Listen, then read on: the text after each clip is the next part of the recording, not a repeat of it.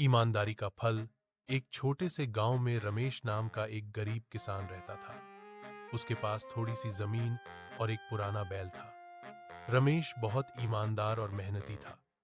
हर दिन वह सुबह जल्दी उठकर खेत में काम करता और शाम तक मेहनत करता ताकि अपने परिवार का पेट पाल सके। एक दिन खेत जोतते समय उसे जमीन में कुछ चमकता हुआ दिखाई दिया। जब उसने मिट्टी हटाई तो उसे एक सोने की थैली मिली। थैली में बहुत सारे सोने के सिक्के थे। रमेश हैरान रह गया। उसने सोचा, अगर मैं ये सिक्के रख लूं तो मेरी गरीबी खत्म हो जाएगी। लेकिन अगले ही पल उसके मन की आवाज आई, यह धन मेरा नहीं है, किसी का खोया हुआ है, इसे लौटाना चाहिए। रमेश थैली लेकर गांव के चौधरी के पास गया और सारी बात सच सच बता दी। चौधरी ने गांव वालों को बुलाया और पूछा कि क्या किसी की थैली खोई है।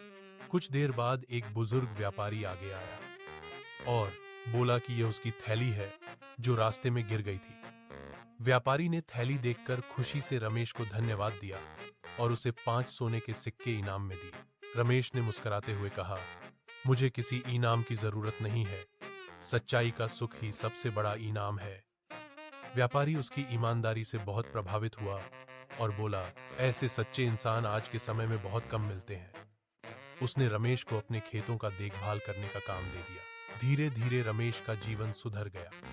गांव के लोग उसकी ईमानदारी की मिसाल देने लगे। सीख, ईमानदारी भले ही शुरू में कठिन लगे, लेकिन अंत में वही सबसे बड़ा फल देती है।